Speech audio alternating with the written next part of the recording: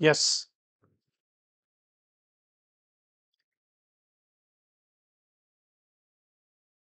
Hello, students. Welcome to Arthashastra Learning. Indian polity current అఫైర్స్లో భాగంగా మనము ఒక సిరీస్ స్టార్ట్ చేసాం. కొంచెం డీటెయిల్‌గా చెప్పుకుంటున్నాం. నాకు హరీబరీగా చెప్పడం ఇష్టం లేదు. ఏదో 10 మినిట్స్, 20 మినిట్స్‌లో అన్ని ల్యాండ్‌మార్క్ సుప్రీం కోర్ట్ కేసెస్ చెప్పడం నాకు ఇష్టం లేదు. ఒక కేస్ అంటే ఆ కేస్ రిలేటెడ్‌గా ఉన్న బ్యాక్‌గ్రౌండ్ దాని విశేషాలన్నీ కూడా తెలుసుకుంటేనే మీరు ఏ ఎగ్జామ్‌లో అయినా ఏ క్వెషన్ వచ్చినా కూడా ఈజీగా ఆన్సర్ చేస్తారని చెప్పేసి నేను నమ్ముతాను. ఆ ఉద్దేశంలోనే ఒక్కొక్క కేస్ మీద డీటెయిల్డ్‌గా ఒక్కొక్క వీడియో చేయడం జరుగుతోంది. సో, దీనికి రిలేటెడ్‌గా ఉన్న సబ్జెక్ట్ కూడా మనము చెప్పుకుంటూ ఉన్నామనమాట. సో, ఈ సుప్రీం కోర్ట్ ల్యాండ్‌మార్క్ జడ్జిమెంట్ సీరీస్‌లో భాగంగా మనం ఆల్రెడీ 7 కేసెస్ కంప్లీట్ చేసేసాం. Right? Today in this video let us see case number 8. Case number 8. ఈ కేస్ నంబర్ 8 మనకి రైట్ చూద్దాము. ఏదైతే మనం వీడియోస్ చేస్తూ ఉన్నామో ముఖ్యంగా ఈ సుప్రీం కోర్ట్ ల్యాండ్‌మార్క్ జడ్జిమెంట్స్ ఈ 10 ల్యాండ్‌మార్క్ జడ్జిమెంట్స్ మీద దీని రిలేటెడ్‌గా ఉన్న ఏదో ఒక క్వెషన్ ఖచ్చితంగా యూపీఎస్‌సి, టీజీపీఎస్‌సి, ఏపీపీఎస్‌సి ఎగ్జామ్స్‌లో 100% వస్తది. అది మీకు ప్రిలిమ్స్‌కి యూజ్ అవుతది, మెయిన్స్‌కి యూజ్ అవుతది, ఎథిక్స్‌కి యూజ్ అవుతుంది, ఇంటర్వ్యూకి యూజ్ అవుతుంది.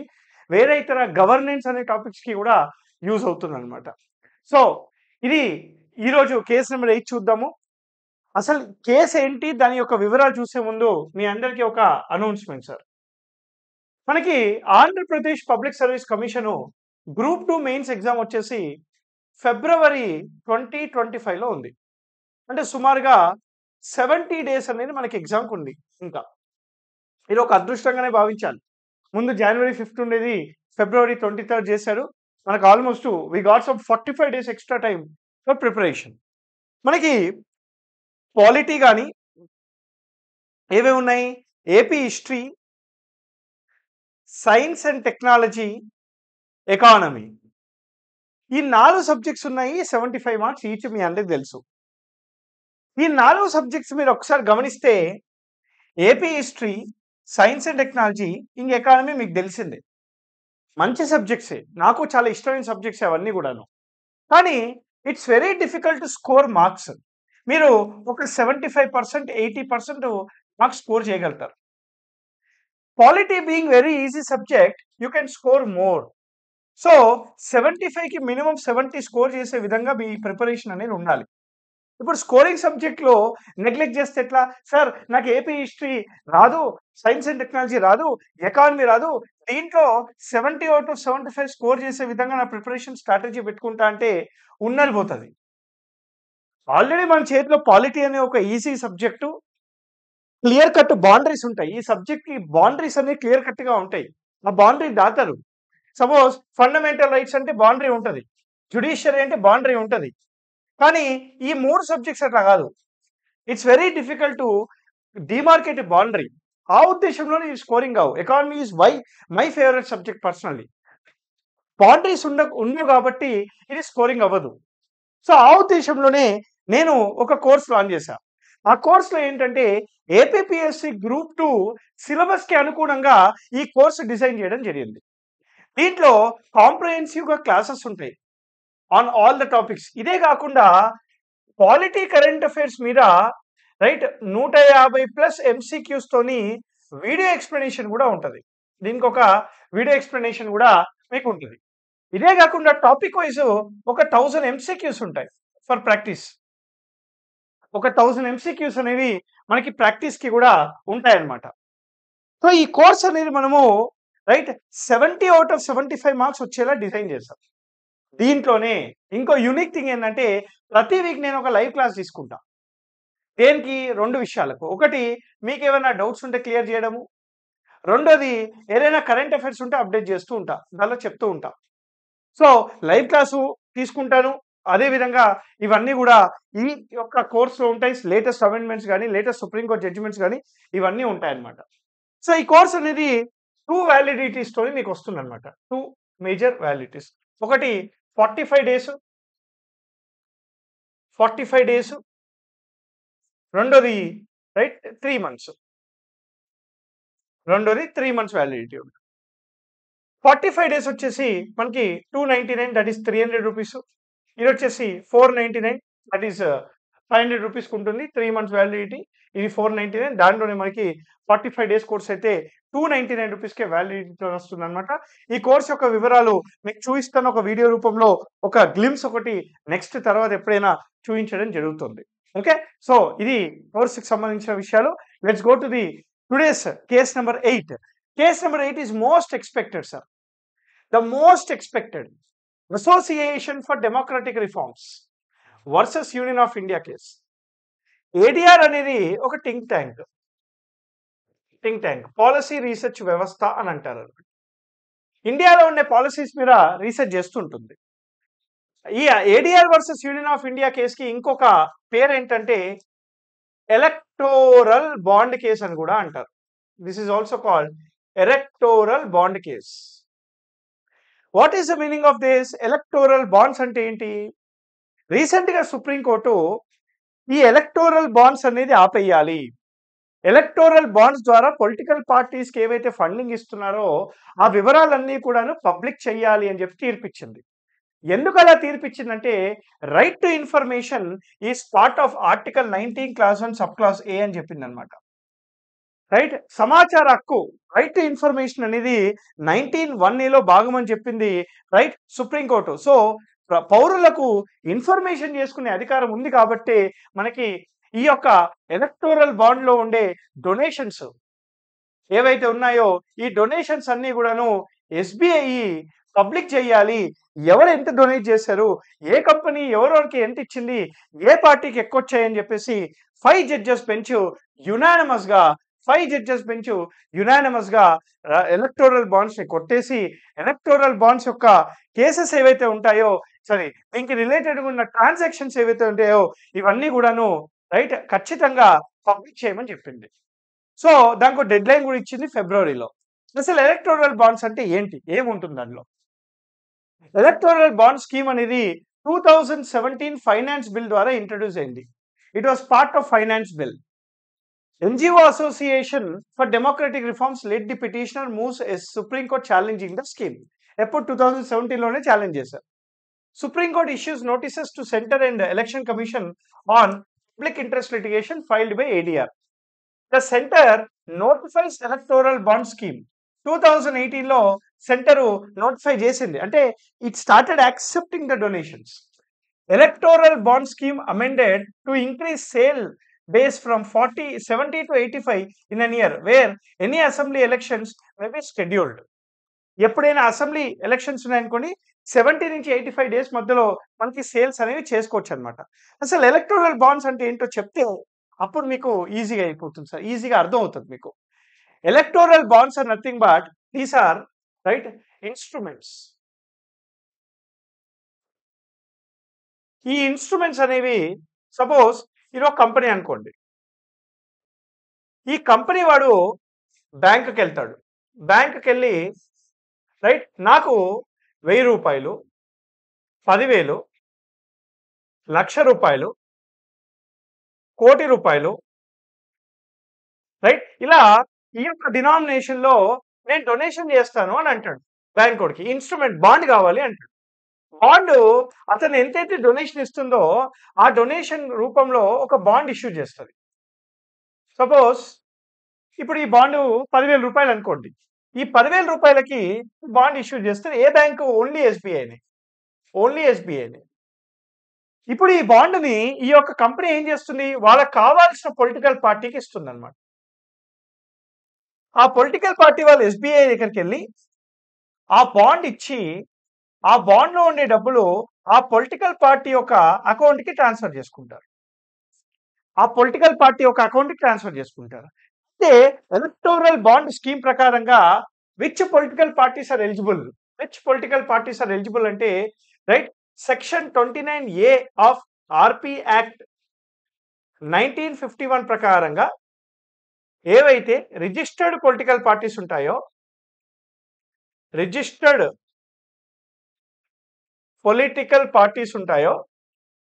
ఈ political parties minimum 1% of the valid votes, minimum 1% of the valid votes అనేది ఇది ఎలక్షన్స్లో అంటే లాస్ట్ ఎలక్షన్స్లో తెచ్చుకోవాలి.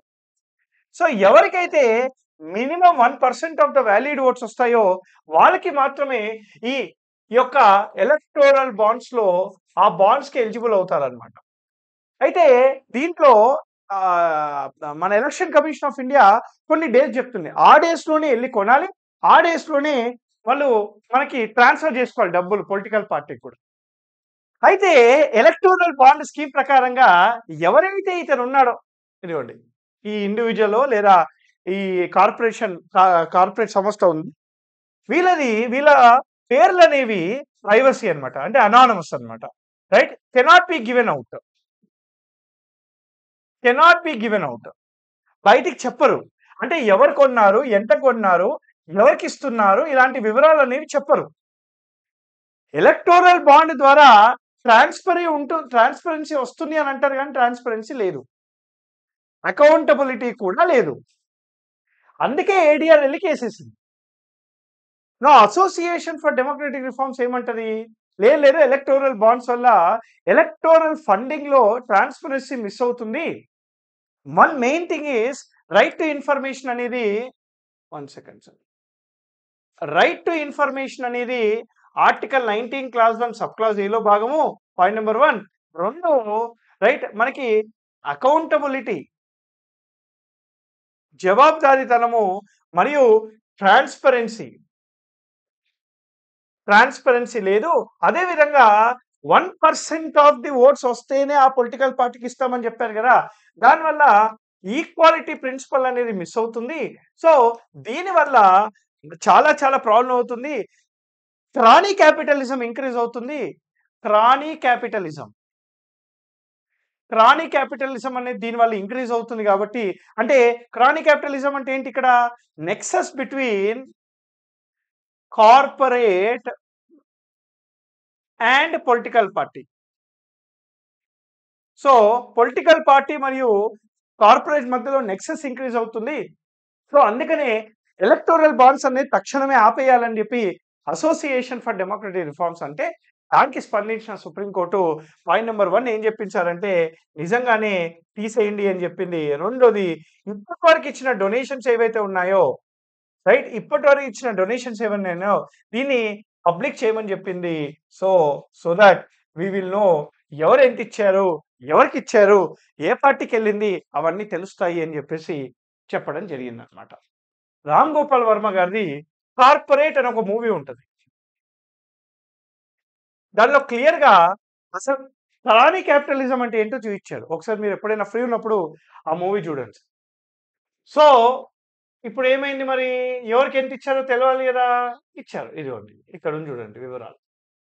The bond for total value of electoral bonds between 2017 to 2022 is 9,209 crores. ఎందుకు 0.23 ఎందుకు అయిపోయా 9,208 కోట్లు. ఈ 9,208 కోట్లో భారతీయ జనతా పార్టీకి 5,272 కోట్లు, కాంగ్రెస్ కు 952 క్రోర్స్, తృణమూల్ కాంగ్రెస్ కు 767 క్రోర్స్, వెస్ట్ బెంగాల్ మీకు తెలిసింది, రైట్, బీజేడీకి 622 క్రోర్స్, తమిళనాడు డిఎంకేకి 431 క్రోర్స్, మహారాష్ట్ర ఎన్సీపీకి 51 కోట్లు, ఆమ్ ఆద్మీ పార్టీకి 49 కోట్లు మరియు జేడీయూకి 24 కోట్లు అనేవి రావడం జరిగింది. చాలా అంటే అసలు ఇది కేసు వేయకపోతే ఎవరికి ఎంత వచ్చాయో కూడా తెలియకుండా మనకి ఈ క్రానీ క్యాపిటలిజం అనేది ఎక్కువైపోతుంది. అందుకే ఎలక్టోరల్ రిఫార్మ్స్ లో one of the very very important reform ఏంటంటే electoral funding.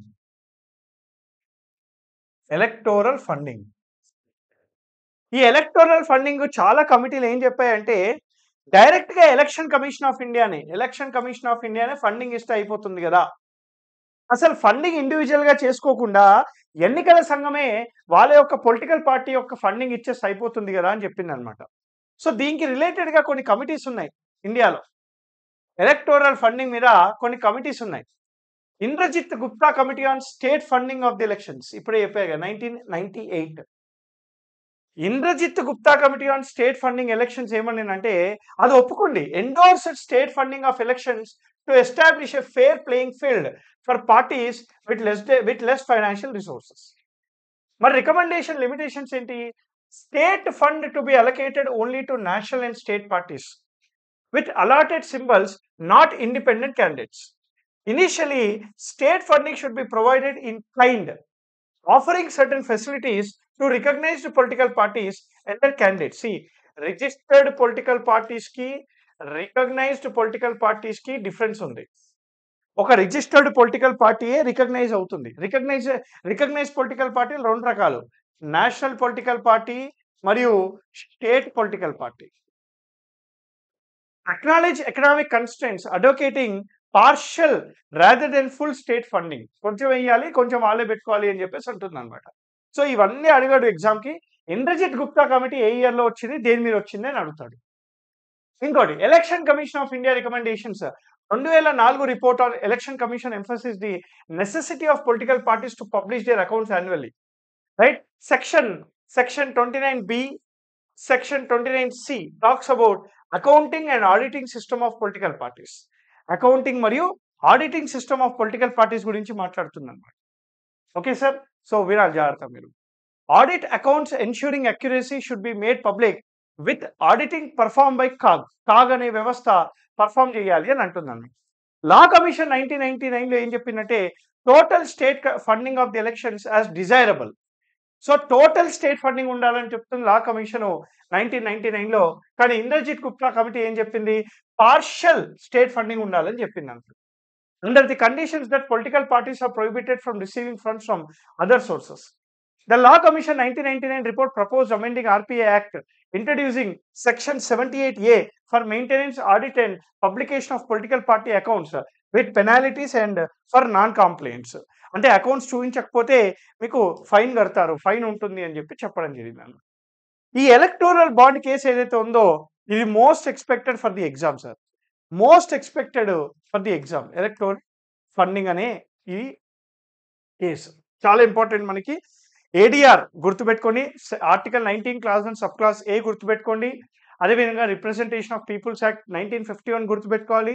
Indrajit Gupta committee 1998 గుర్తుపెట్టుకోండి. లా కమిషన్ 1999 గుర్తుపెట్టుకోండి. Election commission of India recommendations 2004 గుర్తుపెట్టుకోండి.